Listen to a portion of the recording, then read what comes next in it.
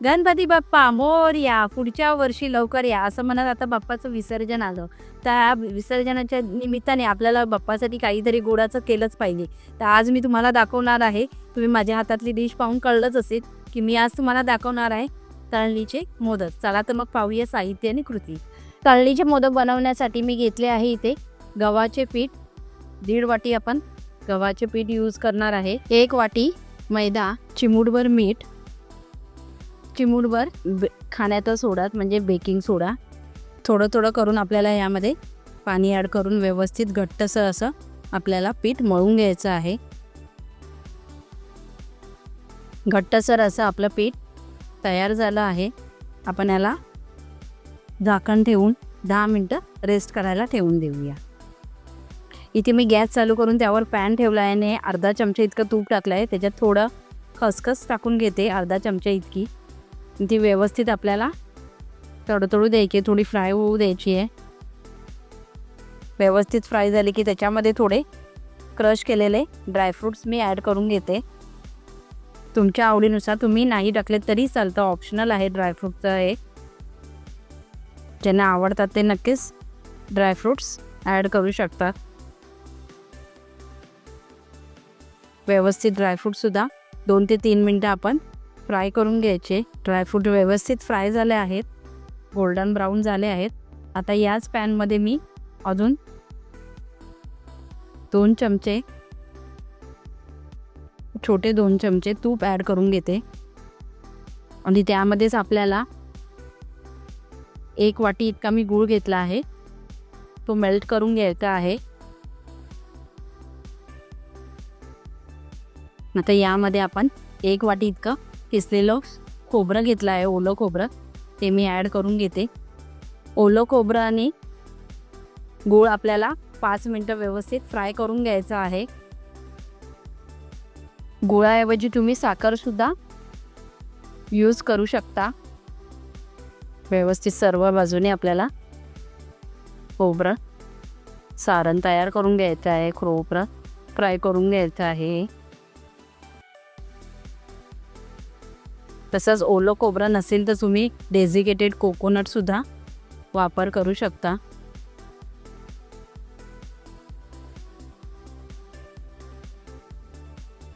आपलं सारण तयार झालं आहे. मी गॅस बंद करून घेते आणि थोडीशी वेलची पूड मी त्यामध्ये टाकून घेते.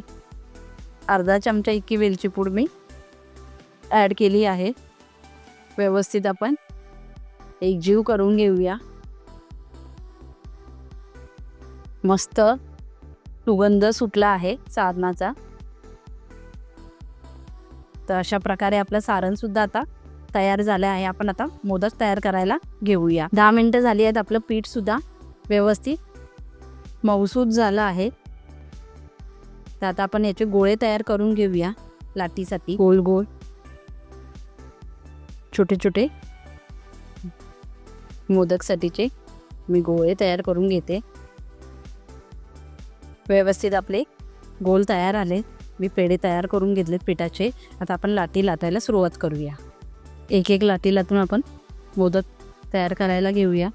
जास्त पातळ पण नाही आणि जास्त जाडसर पण नाही, अशी आपल्याला गोल अशी पुरीच्या आकाराची लाटी लाटून घ्यायची आहे.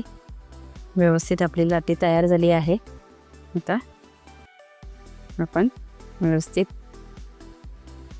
पाकळ्या तयार करून घेऊया. आधी आपल्या पाकळ्या व्यवस्थित तयार आहे. आता यामध्ये आपण सारण भरूया.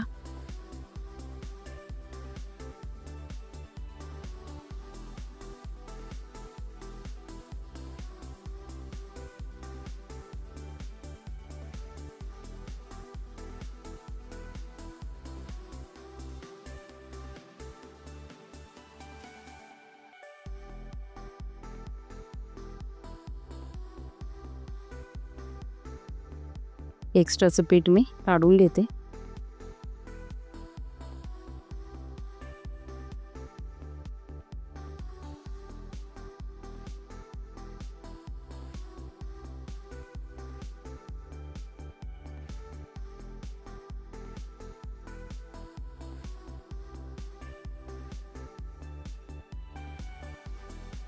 सुंदर अशा आपल्या पाऱ्या पण तयार दिसत आहे. तर पण यामध्ये सारण भरून घेऊया.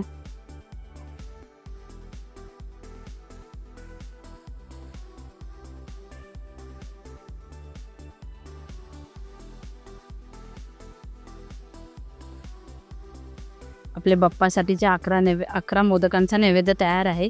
हा शेवटचा राहिला आहे. त्याची मी शेंग तयार करून घेते, म्हणजेच नेवरी. तर अशा प्रकारे प्रेस करून आणि सुंदर अशा पाकळ्या. तर असा आपला मोदक सगळे आणि शेंगसुद्धा तयार झाली आहे बाप्पासाठी. आता आपण याला फ्राय करायला घेऊया. मी गॅस चालू करून घेतला आहे आणि त्यावर कढई ठेवली आहे. त्याच्यामध्ये तेल गरम करायला ठेवलं होतं. तर आता आपण चेक करूया आपलं तेल गरम झालं की नाही. मी छोटा पिठाचा गोळा घेतला आहे, तो आपण तेलामध्ये टाकून पाहूया. तो पटकन जर वरती आला तर आपलं तेल व्यवस्थित तापलं आहे. आपल्याला मीडियम फ्लेमवरच हे मोदक तळून घ्यायचे आहेत, जेणेकरून ते आतूनही व्यवस्थित फ्राय होतील. तर आता आपण मोदक फ्राय करायला सुरुवात करूया. एक एक करून मी मोदक आपण एका वेळी मी 4 मोदक फ्राय करायला ठेवले आहेत. एका बाजूने झाले व्यवस्थित की आपण दुसरी बाजू सुद्धा असं वरतून तेल सोडून फ्राय करून घ्यायची आहे व्यवस्थित.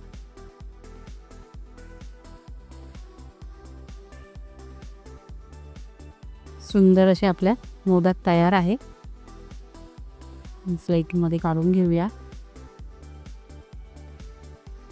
अशाच प्रकारे मी हे बाकीचे सुद्धा मोदक मीडियम फ्लेमवर फ्राय करून घेते.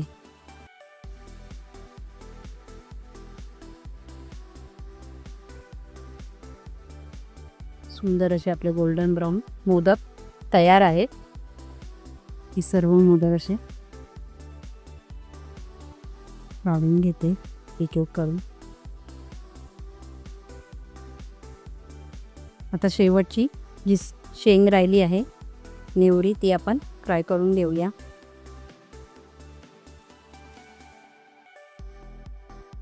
नेवरी सुद्धा व्यवस्थित फ्राय झाली आहे. सुंदर कलर आला आहे.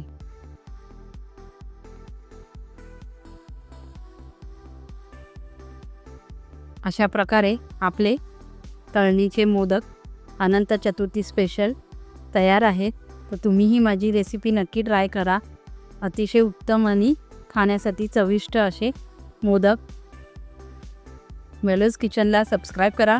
व्हिडिओला जास्तीत जास्त लाईक आणि शेअर करा आणि तुमच्या प्रतिक्रिया कमेंटद्वारे नक्की सांगा. नमस्ते. अन्न हे पूर्ण ब्रह्म.